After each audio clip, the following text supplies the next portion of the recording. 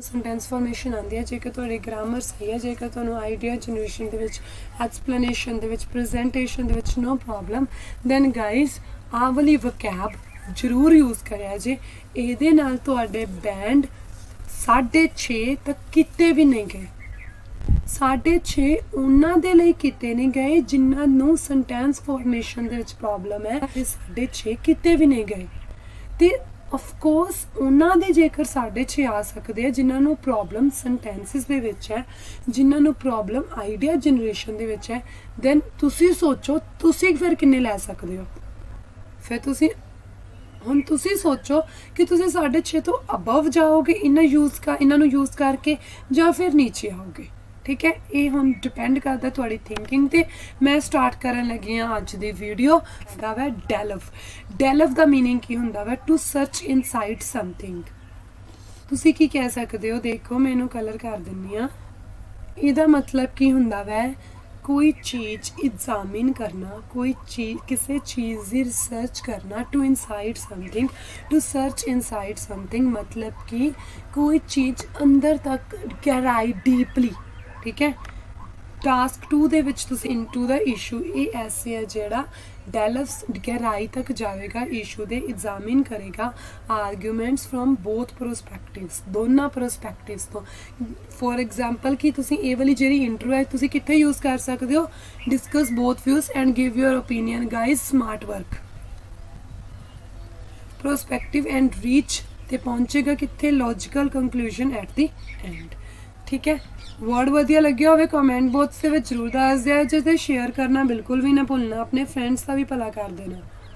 Second word हैगा वै in order to. In order to means to से with the purpose. With the purpose means तुसी की कहंदे हो, इस परपस दे लई मैं अज लुधियाने जाना मैं। ठीक है, इस परपस दे लई अज मैं आइल्स दा टेस्ट देना मैं।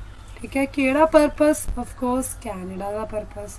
ठीक है, इन प्लेस ऑफ फोर की थां ते तुसीं कह सकते हो फोर बार बार रैपीटिशन करन दी बजाय कि तुहाडा रैपीटिशन 4 ना होवे। ठीक है, इन ऑर्डर टू ये नहीं मैं कहती कि हमेशा हर थां ते जिथे तुसीं 4 लिखदे हो उत्थे इन ऑर्डर टू लिख दो। एक गल याद रखियो सोफिया दी, गाइज जेड़ा 4 है वो तुसीं मान लो BP1 च 4 लिखता, BP2 दे विच तुहानूं दोबारा लिखण दी लोड़ पई, तुसीं उत्थे इन ऑर्डर टू लिख सकते हो। बट इन ऑर्डर टू दा मतलब की है, दे लई, विद द परपस। ठीक है, हुण एग्जाम्पल की हैगी है, मतलब सेंटेंस की हैगा वा in order to reduce the population. Population नूं घटाउण दी बजाय सिटी एरिया दे विच काहदे वल ध्यान देना चाहिदा वै, न्यू इंप्लॉयमेंट। अजकल कह दिंदे है कि चाइल्ड केयर जी चाइल्ड प्लैनिंग है वो 1 की होनी चाहिए, 2 की होनी चाहिए, not more than 1, not more than 2। अलग अलग रूल्स बनाए जाते हैं। ठीक है, अलग अलग रूल्स बनाए जाना गुड है, बट ज़्यादा फोकस काहदे ते करना चाहिए वै, इंप्लॉयमेंट ते, कि इंप्लॉयमेंट अपॉर्चुनिटीज़ मस्ट क्रिएटेड होनी चाहिए और एरियाज दे विच। गाइस एक गल ध्यान रखियो, मस्ट बी क्रिएटेड, एक ही है थोड़ा मॉडल।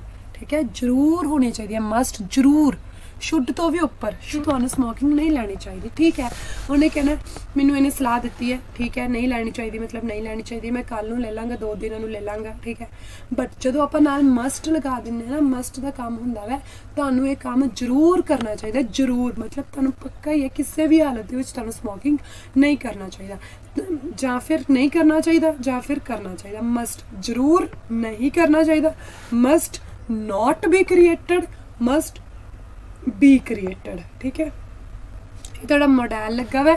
एक गल याद रखियो, जिथे तुसी बी लगाते हो ना उत्थे हमेशा वर्ब की 3rd फॉर्म आती है, इस गल नूं कदे भी ना भुल्लिया जे।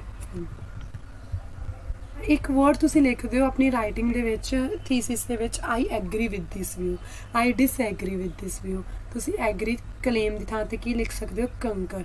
कंकर का मतलब की है, सहमत। ठीक है, for example I concur with this view to do more and more focus on primary education as compare to secondary. ठीक है, कंकर कह सकते हो, कंकर CONCUR कि थां ते कह सकते हो गाइज, आई एग्री, एग्री की थां ते रीजन एक्सप्लेन करते हो। तुसी कोई भी अपना सेंटेंस लिखते हो, तुसी उसनूं किसी होर डिफरेंट वे दे नाल एक्सप्रैस करना चाहते हो, तुसी एक लाइन लिख दी मतलब रीजन दे दिता, फिर वाई और हाउ तुसी किसी होर तरीके दे नाल एक्सप्लेन करना चाहते हो, तो तुसी की कह सकते हो, to put it another way. To put it another way का मतलब की हैगा वै to explain something to explain करना समथिंग इन अदर वर्ड्स। समझ लगी? ओके गाइस, 5th वाल ध्यान दियो। Another key thing to remember.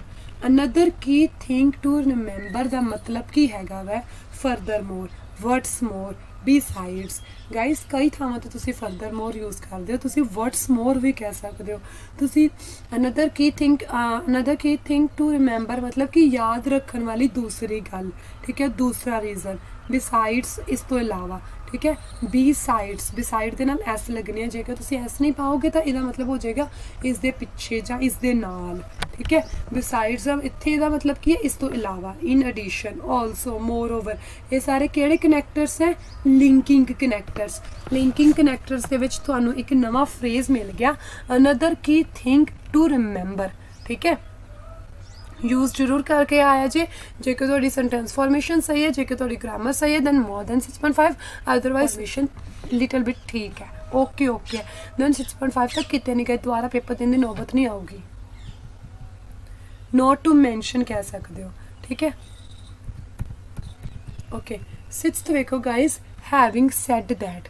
Having said that का मतलब की है इस गल नूं कहण तो बाद। फॉर एग्जाम्पल तुसी BP2 दे विच लिखदे हो ना, BP2 च लिखदे हो however, on the contrary, on the other hand side, on the other side, on the other hand, despite, in spite of. उत्थे तुसी कह सकदे हो कि having sad the benefits. Benefits नूं कहण तो बाद काहदे बेनिफिट्स? मैट्रोपोलिटन सिटीज़, वो भी दसो, ठीक है। काहदे बेनिफिट्स दसन तो बाद, मैट्रोपोलिटन सिटीज़ के बेनिफिट्स दसन तो बाद विच तुसी की पाया? कोमा, क्योंकि हम तुसी नवा सेंटेंस शुरू करन लगे हैं। Of metropolitan cities various drawbacks, बहुत सारे ड्रॉबैक्स भी निगलैक्ट नहीं किए जा सकते, कादे? उन्हां दे, निगलैक्टेड ऑफ इट। वेरियस ड्रॉबैक्स भी निगलैक्ट नहीं किए जा सकते।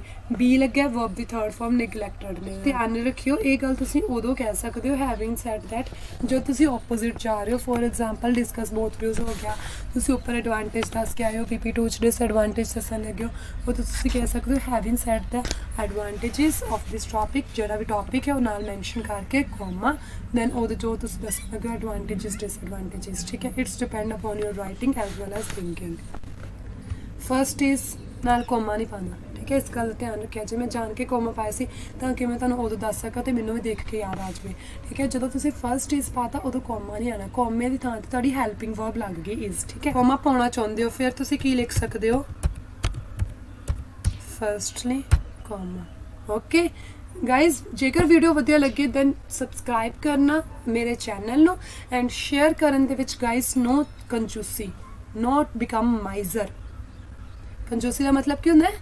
माइजर, माइजर नहीं बनना। अच्छा, टू गिव एन इलस्ट्रेशन लिख सकते हो, to give an illustration. For example, to instance मतलब जिथे तुसी उदाहरण दिंदे हो, टास्क 2 दे विच जिथे तुसी एग्जाम्पल दिंदे हो। स्पेशली, पर्टिकुलरली, ठीक है। कोई तुसी जदों तुसी कोई खास चीज़ की गल करते पे हो, ठीक है, खास प्लेस की, वो तो तुसी कह सकते हो specially, particularly. Myriad a large number, a great number. Guys please इन्हों यूज़ करें जी अपनी vocab they which.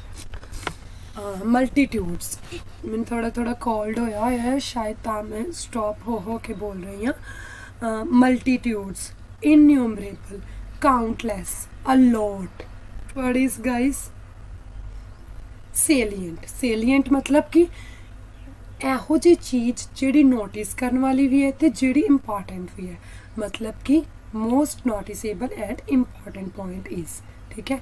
The main salient is main striking, आप कहने ना striking point, pivotal, vital, prominent.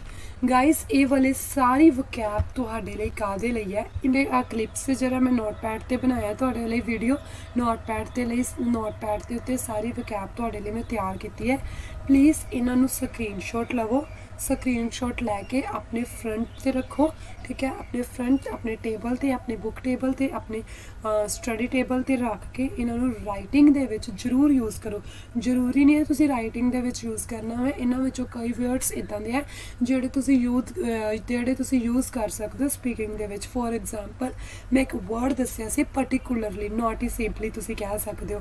Having sad, ਇਸ ਗੱਲ ਨੂੰ ਕਹਿਣ ਤੋਂ ਬਾਅਦ ਮੈਂ ਇਹ ਗੱਲ ਕਹਿਣਾ ਚਾਹੁੰਦਾ ਵਾ, having said this thing I want to say this thing, ਠੀਕ ਹੈ ਗਾਇਸ। ਇਸ ਵੀਡੀਓ ਨੂੰ ਜ਼ਰੂਰ ਸ਼ੇਅਰ ਕਰਿਆ ਜੀ ਆਪਣੇ ਫਰੈਂਡਸ ਦੇ ਨਾਲ, ਤਾਂ ਕਿ ਉਹਨਾਂ ਦੇ ਵੀ ਬੈਂਡ ਸਕੋਰ ਇੰਪਰੂਵ ਹੋ ਸਕਣ। ਜਿਹੜੇ 5 ਔਰ 5.5 ਤੇ ਸਟੈਂਡ ਹੈ, ਮੇਰੇ ਟੈਲੀਗ੍ਰਾਮ ਚੈਨਲ ਨੂੰ ਜੁਆਇਨ ਕਰੋ, also with Sophia plus Instagram. Okay guys, God bless you, my Jesus is with you, so don't worry.